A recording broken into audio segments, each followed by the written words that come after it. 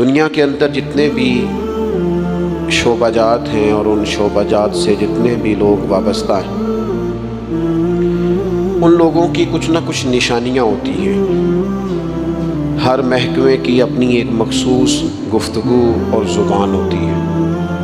مختلف اداروں میں بولے جانے والے الفاظ مختلف ہوتے ہیں۔ انسان بعض اوقات اپنے کام سے، بعض اوقات اپنی زبان سے، بعض اوقات اپنے لب و لہجے سے پہچانا جاتا ہے کہ یہ کس شعبے کا آدمی ہے۔ آپ کسی شخص کو پگڑی داڑھی کے اندر دیکھتے ہیں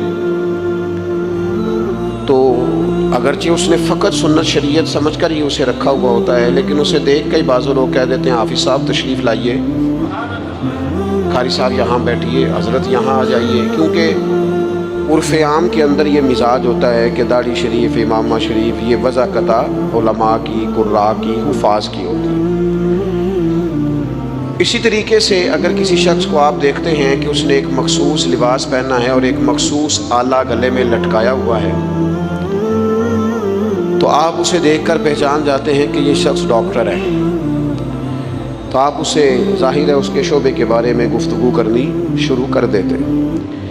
کسی بھی شعبے سے تعلق رکھنے والا کوئی بھی شخص ہوتا ہے، اس کی کچھ علامات ہوتی ہیں، اس کے کچھ اوصاف ہوتے ہیں، اس کے اندر کچھ خوبیاں پائی جاتی ہیں۔ اس کے اٹھنے بیٹھنے، کام کرنے سے اور گفتگو کرنے سے اندازہ ہو جاتا ہے کہ بندہ کس شعبے کا ہے، کس مزاج کا ہے، کس طبیعت کا ہے۔ تو دنیا کے اندر اگر بہت سارے لوگ اپنے معاملات سے، گفتگو سے، آنے جانے سے پہچانے جاتے ہیں، تو بلا مثال و بلا تشبیہ سمجھانے کے لیے عرض کرتا ہوں، بندہ مومن کے اندر بھی کچھ خوبیاں ہوتی ہیں۔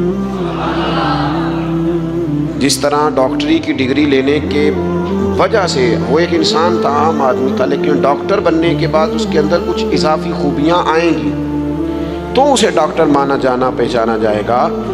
عالم بننے کے بعد یا کسی بھی شعبے کا کوئی بھی ماہر بننے کے بعد اس کے اندر کچھ مخصوص خوبیاں آتی ہیں تو پھر اسے اس نام سے پکارا جاتا ہے۔ یاد رکھیے گا میرے عزیز، عام بندہ، عام انسان جب مسلمان ہو جاتا ہے، جب مومن ہو جاتا ہے، کلمہ پڑھ لیتا ہے، اللہ رسول پر صدق دل سے ایمان لاتا ہے، اس کے اندر کچھ علامات پیدا ہوتی ہیں، اس کے اندر کچھ خوبیاں آتی ہیں، اس کا اٹھنا بیٹھنا، بات کرنا وہ بدل جاتا ہے۔ وہ جب کسی اچھی چیز کو دیکھتا ہے تو ماشاءاللہ کہتا ہے، سبحان اللہ کہتا ہے، وہ کسی چیز پر شکر ادا کرتا ہے تو الحمدللہ کہتا ہے، وہ جب بات چیت کرتا ہے تو اس کے لفظوں، جملوں، بات کرنے کے انداز سے محسوس کیا جا سکتا ہے کہ بندہ مسلمان ہے، مومن ہے۔ تو صاحب ایمان شخص وہ اپنی علامات سے پہچانا جائے گا، اگرچہ صبح قیامت تو یہ دیکھا جائے گا کہ اس کے اندر ایمان کتنا تھا، گہرائی کتنی تھی، لیکن روزمرہ کے معاملات کے اندر اسے خود بھی سمجھنا چاہیے، خود بھی اپنا اسے محاسبہ کرنا چاہیے کہ میرے اندر ایمانداری کتنی ہے اور میں مومن کتنا ہوں، اس بات پر اسے غور کرنا چاہیے۔ قرآن مجید کی مختلف آیات کے اندر اللہ تعالیٰ نے صاحب ایمان لوگوں کی علامات کو اور نشانیوں کو بیان فرمایا ہے۔ آپ سورہ بقرہ پڑھیں گے تو ھدی للمتقین الذین یؤمنون بالغیب ویقیمون الصلاۃ ومما رزقناہم ینفقون، یہ علامات صاحب ایمان کی بیان کی۔ سورہ مومنون کے آغاز میں اللہ تعالیٰ نے صاحب ایمان لوگوں کی علامات کو بیان کیا، مختلف جگہوں پر مختلف انداز۔ قرآن حکیم کے اندر صاحب ایمان لوگوں کے تذکروں کو اللہ کریم نے بیان فرمایا۔ میں نے سورہ انفال کا ایک مقام آپ کے سامنے تلاوت کیا ہے۔ ان آیات کے اندر اتر کر، ان کی گہرائی میں غور کر کے، اور ان آیات کے اندر اللہ تبارک و تعالیٰ نے جو انداز کریمانہ اپنے کلام میں اختیار فرمایا ہے، اور جس خوبصورت پیرائے میں اور جس خوبصورت ترتیب میں اور جس حسن معنوی کے ساتھ قرآن مجید نے بندہ مومن کی شانوں کو بیان فرمایا ہے، اس پہ ذرا اتر کر دیکھیں، اس کا ذرا کیف لے کر دیکھیں۔ فرمایا انما المؤمنون الذین اذا ذکر اللہ وجلت قلوبہم، فرمایا بے شک ایمان والے تو وہ لوگ ہیں جب اللہ کا ذکر کیا جاتا ہے تو ان کے دل ڈر جاتے ہیں۔ وجلت قلوبہم، اللہ تعالیٰ کے جلال کے ساتھ ان کے دل ڈرتے ہیں، ہیبت زدہ ہو جاتے ہیں صرف اللہ کا ذکر کر دینے سے ہی۔ اور قرآن مجید کا حسن دیکھیں، یہ نہیں فرمایا بندے ڈر جاتے ہیں، وجلت قلوبہم، ان کے دل ڈر جاتے ہیں، ان کے دلوں پر ہیبت طاری ہو جاتی، ڈر جاتے ہیں۔ وَإِذَا تُلِيَتْ عَلَيْهِمْ آیَاتُهُ زَادَتْهُمْ ایمانا، اور فرمایا جب اللہ کی آیتیں ان پر تلاوت کی جاتی ہیں تو ان کا ایمان ترقی پا جاتا ہے۔ اللہ کا ذکر ہو تو دل ڈر جاتے ہیں، قرآن مجید پڑھا جائے تو ایمان ترقی پذیر ہو جاتا ہے، مضبوط ہو جاتا ہے، اس کے اندر اللہ تبارک و تعالیٰ کیف میں اضافہ کر دیتا ہے۔ یہ صاحب ایمان آدمی کی شان ہے۔ اور فرمایا یہ لوگ کون ہیں؟ وَعَلَىٰ رَبِّهِمْ يَتَوَكَّلُونَ، یہ وہ لوگ ہیں جو بھروسہ اپنے رب پر کرتے ہیں، ساری امیدیں، ساری آرزویں اپنے مالک سے وابستہ کرتے ہیں، ان کا سارے کا سارا اعتماد اپنے مالک کریم پر ہوتا ہے۔ یہ مومنوں کی شان ہے۔ اور پھر ارشاد فرمایا الذین یقیمون الصلاۃ ومما رزقناہم ینفقون، یہ وہ لوگ ہیں جو نماز قائم کرتے ہیں اور جو کچھ ہم نے انہیں دیا ہے اس میں سے اللہ کی راہ میں خرچ کرتے ہیں۔ ایک تو ان کے دل ڈر جاتے ہیں اللہ کے ذکر سے، دوسرا یہ کہ جب قرآن مجید کی آیات تلاوت کی جاتی ہیں تو ایمان ترقی پاتا ہے، تیسرا یہ کہ یہ لوگ اپنے رب پر بھروسہ کرتے ہیں، چوتھا یہ کہ نماز کو قائم کرتے ہیں۔ الذین یقیمون الصلاۃ، نماز قائم کرتے ہیں، اپنے ظاہری اور باطنی تمام آداب کے ساتھ نماز پابندی سے ادا کرتے ہیں۔ وَمِمَّا رَزَقْنَاهُمْ يُنْفِقُونَ، اور جو ہم نے ان کو دیا ہے اس میں سے خرچ کرتے ہیں ہماری راہ میں۔ اللہ کریم نے فرمایا یہ جو 5 علامتیں ہیں، 5، اللہ تعالیٰ کا ذکر ہو تو دل ڈر جائے، وَإِذَا تُلِيَتْ عَلَيْهِمْ آیَاتُهُ زَادَتْهُمْ ایمانا، قرآن پڑھا جائے تو ان کا ایمان ترقی پا جائے، وَعَلَىٰ رَبِّهِمْ يَتَوَكَّلُونَ، اپنے رب پر بھروسہ کریں۔ الَّذِينَ يُقِيمُونَ الصَّلَاةَ، وہ لوگ جو نماز قائم کرنے والے ہوں، وَمِمَّا رَزَقْنَاهُمْ يُنْفِقُونَ، اور جو ہم نے انہیں دیا ہے اس میں سے ہماری راہ میں خرچ کرنے والے ہوں۔ فرمایا جن لوگوں کے اندر یہ 5 علامتیں پائی جائیں گی، اولئک ھم المؤمنون حقا، فرمایا یہ سچے مومن ہیں۔ کرتے پھریں اپنے حساب سے لوگ تشریح نکالتے پھریں کہ میرے سے اچھا مسلمان کون ہوگا، لیکن رب کا قرآن کہتا ہے اپنا محاسبہ کر کے دیکھ لو، اس کا ذکر ہو تو دل ڈرتا ہے۔ اپنا محاسبہ کر کے دیکھ لو، قرآن کی آیتیں پڑھی جائیں تو ایمان میں ترقی ہوتی ہے۔ اپنے آپ سے پوچھ لو رب پر بھروسہ کتنا ہے، اپنے آپ سے سوال کرو نماز قائم کرنے میں تمہارا معیار کیا ہے، یہ دیکھو کہ تم اللہ کے راہ میں خرچ کرنے کے معاملے میں کتنے سخی واقع ہوئے ہو۔ اگر یہ 5 باتیں پائی جاتی ہیں تو اولئک ھم المؤمنون حقا، میرا رب فرماتا ہے یہ وہ سچے مومن ہیں جنہیں رب سچا مومن فرماتا ہے۔ یہ اللہ کا فیصلہ ہے کہ اولئک ھم المؤمنون حقا، یہ سچے مومن ہیں، یہ سچے مومن ہیں، یہ سچے مومن ہیں۔ اللہ کہتا ہے یہ ہیں جو میں تمہیں بتا رہا ہوں، یہ ہیں میرے بندے، یہ سچے مومن۔ یا اللہ تو انہیں کیا دے گا، کیا عطا کرے گا جب تو کہہ رہا ہے کہ اولئک ھم المؤمنون حقا، یہ سچے۔ یہ قرآن مجید کا مزہ تو لو یار کتنا زیادہ ہے، یہ سچے مومن ہیں۔ یا اللہ تو کیا دے گا انہیں، فرمایا لہم درجات عند ربہم، ان کے درجے ان کے رب کے پاس ہیں۔ اس کا ایک معنی مفسرین نے یہ کیا ہے، یہ جو کہا نا لہم درجات عند ربہم، ان کے درجے ان کے رب کے پاس ہیں، مالک فرماتا ہے اس کا ایک معنی مفسرین نے یہ کیا، یہ تو تمہیں قیامت میں پتا چلے گا کہ رب انہیں کیا کیا عطا فرمایا۔ لہم درجات عند ربہم، تمہیں کیا بتائیں اللہ انہیں کیا دے گا، ان کے درجے ان کے رب کے پاس ہیں۔ اس نے لکھ دیا، ان کا اجر طے کر دیا، ان کا انعام ان کے لیے مالک کریم نے اپنی رحمت سے فیصلے کر دیے کرم والے۔ ہاں تم اگر دنیاوی طور پر دیکھنا چاہو، تم اگر سمجھنا چاہو تو فرمایا وَمَغْفِرَةٌ وَرِزْقٌ کریم، ان کے درجے ہیں ان کے رب کے پاس اور ان کے لیے بخشش ہے، جو خطائیں ہو گئیں بھول کے وہ اللہ معاف کر دے گا، ان کے لیے بخشش ہے۔ اور یہ مت سمجھنا کہ صرف آخرت میں ہی نتیجہ ملے گا، یہ مت سمجھنا صرف بخشش ہی ملے گی، یہ مت سمجھنا کہ صرف اخروی زندگی ہی بہتر ہوگی۔ وَرِزْقٌ کریم، فرمایا ان کے لیے عزت والی روزی ہے۔ اوئے ہوئے ہوئے، اللہ کرے آپ سمجھیں قرآن مجید کا مزہ۔ وَرِزْقٌ کریم، انہیں میں باعزت رزق عطا کروں گا. روزی بھی ملے گی پر کہیں رسوا نہیں ہونا پڑے گا. روزی ملے گی پر ذلت والی نہیں. ورزق کریم. کبھی پلٹ کے دیکھو نا رب کے بندوں کی شان. اللہ انہیں رزق عطا فرماتا ہے تو عزت والا عطا فرماتا ہے. وقار والی روزی میں دوں گا, وقار والی. بس تم 5 چیزیں پیدا کرو اپنے اندر. ایک تو یہ دیکھو جب رب کی یاد ہوتی ہے تو دل ڈرتا ہے کہ نہیں. قرآن پڑھا جاتا ہے تو ایمان مضبوط ہوتا ہے کہ نہیں. تمہارا رب پر بھروسہ کتنا ہے, اعتماد خالق کتنا ہے, یہ اپنے اندر پیدا کرو. اور فرمایا نماز قائم کرو, اللہ کے راستے میں خرچ کرو. تم یہ 5 چیزیں پیدا کرو. رب کہتا ہے مومن بھی تم پکے ہو, درجے بھی بڑے دوں گا, جو خطائیں غلطی سے ہو گئیں وہ معاف بھی کر دوں گا. ورزق کریم, روزی ملے گی عزت والی. یہ کامل مومن کی نشانیاں قرآن مجید سورہ انفال میں بیان. ہم نا بعض ایسی چیزوں کا آہستہ آہستہ شکار ہوتے جا رہے ہیں جن میں ہمیں انتہائی زیادہ سمجھداری کی ضرورت ہے, معاملہ فہمی کی ضرورت. بندہ مومن کیا ہوتا ہے, اس کی علامتیں ہوتی ہیں, اس کی شانیں ہوتی ہیں. مومن کا ایک اپنا وقار ہوتا ہے, اس کی اپنی ایک الگ وزاداری ہوتی ہے, اس کا ایک اپنا اللہ تبارک و تعالیٰ نے سٹیٹس بنایا ہوتا ہے. ہمیں اپنا معیار قائم کرنا چاہیے, اور معیار وہ قلب سے قائم ہوگا, وہ روح سے قائم ہوگا, وہ باطن سے قائم ہوگا. بندہ مومن کا مقام سب سے پہلے اسے خود پتہ ہونا چاہیے کہ میرا توکل کتنا مضبوط ہے. اسے خود پتہ ہونا چاہیے. مجھے نہیں پتا آپ میں سے فجر کس کس نے پڑھی ہے, مجھے تو اپنا پتہ ہے. یہ ہمیں خود پتہ ہونا چاہیے کہ ہمارا معیار کیا ہے نماز کے معاملے. میں نہیں جانتا آپ کی جیبوں میں کتنا ہے اور آپ کتنا اللہ کی راہ میں خرچ کرتے ہیں. یہ بندے کا رب سے رشتہ ہے, یہ آپ جانے, آپ کا خدا جانے, میں جانوں, میرا رب جانے.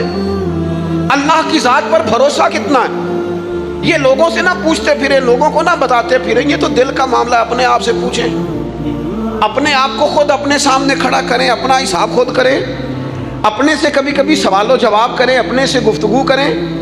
پر کیا کریں, ہم ساری زندگی اپنا دنیاوی معیار ہی ٹھیک کرتے رہے, اپنے پیسوں کا حساب بھی لگاتے رہے, گھر مکان گاڑی سٹیٹس آنا جانا سلام دعا کتنی ہے.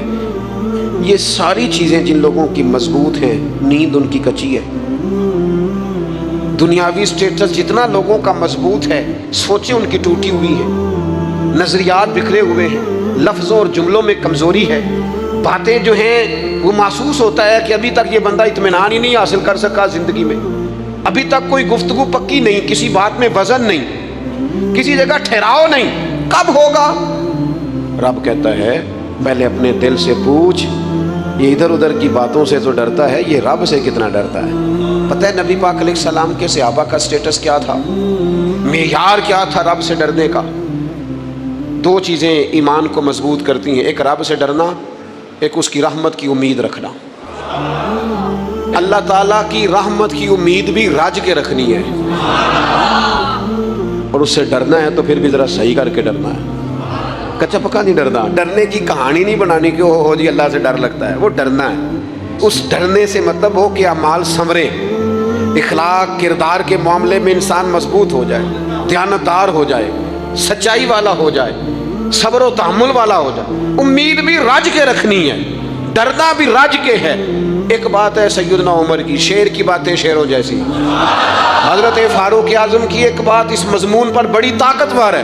حضرت عمر فرمایا کرتے تھے مجھے اپنے رب کی رحمت سے امید اتنی ہے کہ نبیوں رسولوں پیغمبروں کے بعد اگر یہ اعلان ہوا نا کہ ساری دنیا کے لیے فیصلہ اور ہے, ایک بندہ صرف جنت میں جائے گا, تو حضرت عمر کہتے ہیں مجھے پکا یقین ہے رب بڑا مہربان ہے, عمر کو جنت دے گا. یہ میری امید ہے اپنے مالک سے, وہ بڑا کریم ہے, مجھے پتہ ہے میرے اوپر بڑی رحمت کرتا ہے, مجھ سے میرا مالک بڑا پیار کرتا ہے. اس نے کہنا چل تو کمزور ہے سب سے, تو جنت میں جانا. فرمایا جو بغیر حساب کے کہ جنت میں جائے گا, لگتا ہے میرے اوپر کرم کرے گا میں جاؤں گا. لیکن حضرت عمر کہتے ہیں مجھے ڈر اتنا لگتا ہے, اس لیے کہ جتنا کریم ہے نا اتنا بے نیاز بھی ہے. تے بے پرواہ نال یاری لا کے پیندے نے دکھ سہنے. کہتے ہیں اس کی بے پرواہی سے اتنا ڈرتا ہوں کہ اگر قیامت میں اعلان ہوا نا سب جنت میں چلے گئے, ایک رکے اس کا حساب سخت ہے. اس سے باز پرس کرنی ہے، استفسار کرنا ہے، ایک رکے۔ تو حضرت عمر کہتے ہیں مجھے ڈر لگتا ہے کہ وہ بندہ میں ہی ہوں گا جسے روک لیا جائے، کہ تو ٹھہر، پہلے تیرا حساب لمبا ہے۔ امید بھی رج کے اور خوف بھی رج کے۔ کچھ لوگ صرف خوف کا شکار ہیں، وہ بھی ٹھیک نہیں۔ کچھ نری امید ہی امید کی بات کرتے ہیں، ڈرتے نہیں۔ الایمان بین الخوف والرجاء، ایمان خوف اور امید کی درمیانی کیفیت کا نام۔ اپنے آپ کو دیکھیں، اپنے اوپر غور کریں، اپنے دل کا معیار چیک کریں۔ بندہ مومن کی کچھ علامتیں ہوتی ہیں، اس کی کچھ شانیں ہوتی ہیں، ان شانوں پر غور کریں۔ ہم نا جب تک اپنے باطن کو مضبوط نہیں کر لیتے، جب تک ہم روحانیت کی مضبوطی اپنے اندر پیدا نہیں کر لیتے، اور جب تک ہم روحانی طور پر طاقتور نہیں ہو جاتے، آپ لاکھوں روپے کا جوڑا پہن لیں اور آپ کا قد بڑا اونچا ہو اور آپ کا چہرہ بڑا روشن ہو، لیکن اندر اگر نور نہیں ہے نا میرے دوست، تو لوگ تو ہو سکتا ہے آپ کی فوٹو بڑے شوق سے کھینچیں کہ بڑا قد کاٹ ہے، لیکن آپ بے قرار ہیں۔ آپ کو پتہ ہے کہ اس مہنگے لباس کے اندر میرا دم گھٹ رہا ہے، آپ کو محسوس ہوتا ہے کہ اس کشادہ مکان کے اندر بھی مجھے بے قراری محسوس ہوتی ہے، آپ اپنے اندر ایک عجیب سی تکلیف محسوس کرتے ہیں۔ لیکن اگر آپ کا باطن مضبوط ہو جائے، اللہ پہ بھروسہ ہو جائے، زندگی اس کی بارگاہ میں جھکنے والی ہو جائے، رسول پاک کے دروازے کی گدا بن کے بندہ جینا شروع کر دے، آپ یقین کریں سادے کپڑوں کے اندر بھی کئی دفعہ بندہ محسوس کرتا ہے یار میرا لباس تھوڑا سا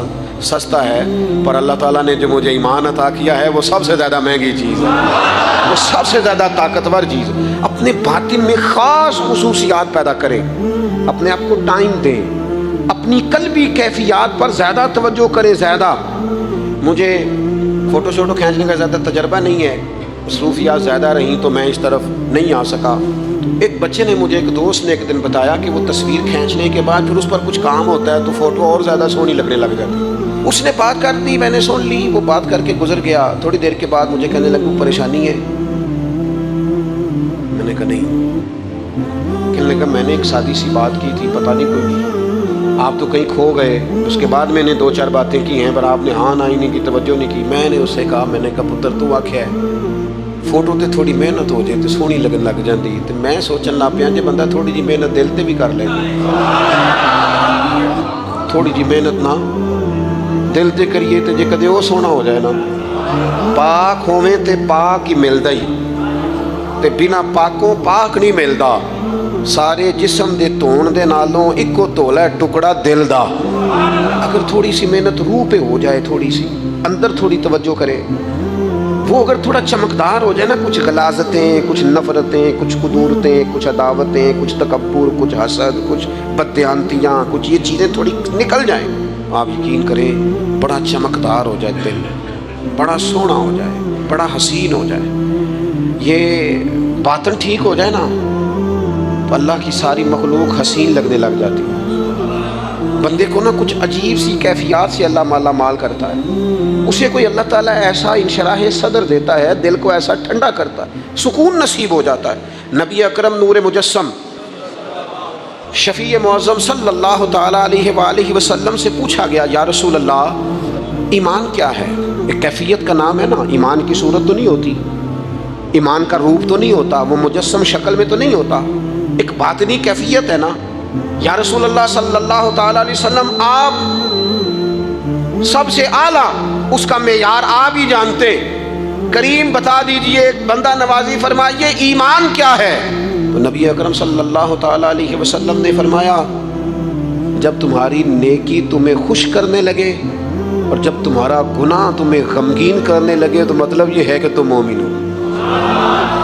اور اگر گناہ کر کے بھی تم غمگین نہیں ہوتے، تکبر کر کے بھی تم غمگین نہیں، حسد کر کے بھی غمگین نہیں، حرام کھا کے بھی غمگین نہیں، لوگوں کا دل توڑ کے بھی غمگین نہیں، کسی کے حق پہ قبضہ کر کے بھی تمہیں غم کوئی نہیں، بہت سارے لوگوں کو بیوقوف سمجھ کر، نادان سمجھ کر، احمق کہہ کر، جاہل کہہ کر، عزتیں اتار کر بھی تم غمگین نہیں ہوتے، اس کا مطلب ہے تم نے معیار ایمان کو نہیں پایا۔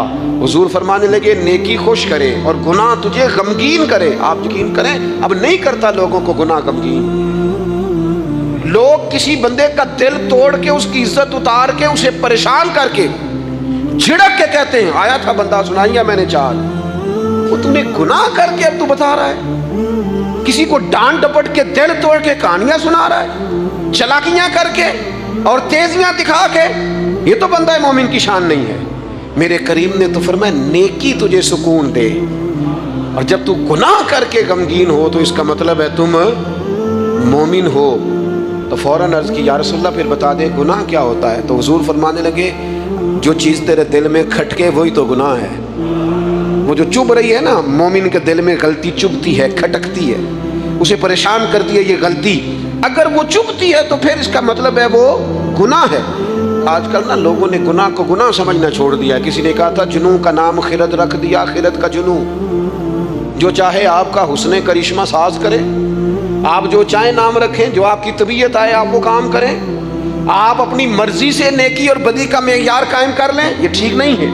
اللہ کے رسول صلی اللہ تعالیٰ علیہ وسلم نے جو آئینہ ایک بندہ مومن کے لیے بنایا ہے، اس آئینے کو ہمیشہ برقرار رکھا جائے، اپنے اندر وہ علامات تلاش کی جائیں جو ایمان کے بعد مومن کے اندر تبدیلیاں آتی ہیں، قلبی طور پر، روحانی طور پر اور اخلاقی طور پر۔ میں دیکھتا ہوں آج کل نا ہمارے ہاں سب سے زیادہ جس چیز کا فقدان ہے وہ محبت ہے۔ ہمارے لہجے، ہمارا انداز، ہمارا طریقہ، ہمارا اٹھنا بیٹھنا، اس کے اندر نا محبت نہیں۔ ہم نا لہجے الفت والے نہیں، مزاج محبت والا۔ کسی جگہ یار کوئی چلو پنجابی بندے ہیں، ایک دیسی گل تو سنانے مزہ آئے گا۔ وہ ایک جگہ نا کہیں ہم بیٹھے تھے ایک دفعہ، تو کسی شخص نے کسی سے کوئی لینی دینی تھی چیز، تو اس نے بات کی، تو آپ کو پتہ ہے وہ ریٹ لینے والا بہت زیادہ مانگ لیتا ہے اور دینے والا کوشش کرتا ہے صفر سے شروع کروں، نیچے سے ریٹ دیتا ہے۔ اس نے کوئی بات کی، ریٹ تھوڑا بتایا، تو سامنے والا ناراض ہو گیا، کہنے لگا تو کس نے تھا بندہ کہ جی گل کی تھی۔ اب یہ جو ریٹ لگانے والا تھا اس نے بڑا حسین بات کی، وہ بندہ جواب میں بڑے غصے میں آ گیا، اس نے تلخ لب و لہجہ، لگتا تھا تھوڑی دیر کے بعد اٹھ پڑے گا، گریبان تھامے گا۔ تو آج کے کہنے لگا یار وہ لینا دینا تے مقدر آندا ہے، گل تے پیار نال کر۔ میں نہ جناب شاعر مزاج آدمی نا کئی دفعہ پورا فدا ہو جاتا ہے، میرا دل کرے اس بندے کے ہاتھ چوم لو، اس نے کمال بات، اس نے کہا لینا دینا تے اوے گل تے پیار نال کر یار، دو کڑیاں دا بہن ہے، ذرا پیار سے بات کر، کیا ہو گیا تجھے؟ ملنے آئے ہیں، غنیمت جانیے مل بیٹھنے کو، جدائی کی گھڑی سر پر کھڑی ہے، اب یہ الارم بجے گا، اٹھ کے تو اپنے گھر میں اپنے گھر، وہ بات تو پیار سے کر، وہ بول تو محبت کے ساتھ، سودا دینا بیچنا لینا الگ بات، وہ تو بولا تو ٹھیک کر، تیرا لہجہ تو ٹھیک ہو، تیری گفتگو تو ٹھیک ہو۔ لو سنو نا کیا کہا مدینے والے محبوب نے، کیا بات ہے میرے کریم رسول کی، حضور نے بات کھول کر بیان کر دی، مشکات میں موجود ہے۔ حضور فرمانے لگے اللہ کو ماننے والا، میرا کلمہ پڑھنے والا، فرمایا یہ جو مومن ہوتا ہے نا، مومن ہوتا ہی الفت والا ہے، مومن ہوتا ہی محبت والا ہے۔ مومن اور محبت یہ لازم و ملزوم ہے، مومن اور محبت یہ ایک چیز کے دو نام ہیں۔ حضور فرمانے لگے مشکات میں حدیث ہے، فرمایا مومن ہوتا ہی محبت والا ہے، فرمایا اس بندے میں کوئی خیر ہی نہیں، نہ کسی سے پیار کرے نہ کوئی اس سے پیار کرے، جو نہ پیار کرے نہ اس سے پیار کیا جائے اس میں خیر ہے ہی کوئی نہیں۔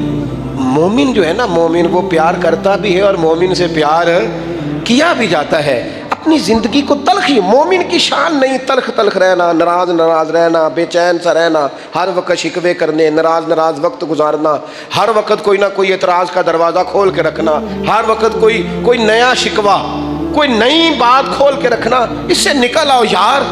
پیار جو ہوتا ہے نا وہ دنیا کو سنوار دیتا ہے، محبت جو ہوتی ہے نا اس کے اندر بڑا مزہ ہوتا ہے، اس میں بڑا کیف ہوتا ہے، اس لیے اپنے لہجوں سے تلخیوں کو نکالیں۔ ہمارے ہاں نا ایک بہت بڑا مسئلہ ہے، بالخصوص ہم جو صوفیاء کی جماعت ہے نا، اس میں بعض لوگوں کا خیال ہے کہ میں نا فلاں درود پاک پڑھوں گا تو نبی پاک کے قریب چلا جاؤں گا۔ کوئی شک نہیں، درود پڑھنے سے حضور کا قرب ملتا ہے۔ بعض لوگوں کا خیال ہوتا ہے کہ نعت شریف کی برکت سے محبوب کے قریب جاؤں گا۔ کوئی شک نہیں، نعت پڑھنا اور نعت سننا یہ بندے کے دل کو حضور کی محبت کے اندر بڑا مضبوط کر دیتا ہے۔ کچھ لوگوں کا معیار ہوتا ہے کہ میں اتنے وظائف اس ٹائم میں مکمل کروں گا تو میں نبی پاک کے قریب جاؤں گا۔ تو حضور نے تو خود بتا دیا میرے قریب کون ہے، درود پاک پڑھنے والے کو بھی قریب بیان کیا حضور نے، جہاد کرنے والا، عبادت کرنے والا، ریاضت کرنے والا، دین کی خدمت کرنے والا، یہ سب حضور کے قریب ہے۔ پر نبی پاک علیہ السلام نے فرمایا تم میں سے، یہ بخاری ہے، فرمایا تم میں سے میرے یہاں میرے قریب سب سے محبوب وہ شخص ہے جس کے اخلاق زیادہ اچھے ہیں، اس کا رویہ لوگوں کے بارے میں ٹھیک ہے، جس کی نیتیں، ارادے، لہجے لوگوں کے حق میں نرم ہے، وہ میرا محبوب ہے۔ حضور فرماتے ہیں میرا محبوب ہے، میرا وہ پیارا بندہ ہے، وہ میرا محبوب ہے امتی۔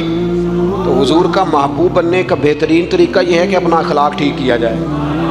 ایک بات اور کرنی ہے، جو دور میرا اور آپ کا دور ہے نا، یہ تیز لوگوں کا دور ہے، چالاک لوگوں کا دور ہے۔ لوگ ایسی ایسی بات سناتے ہیں کہ بندہ حیران ہو جاتا ہے، چالاک مزاج، تیز طبیعت۔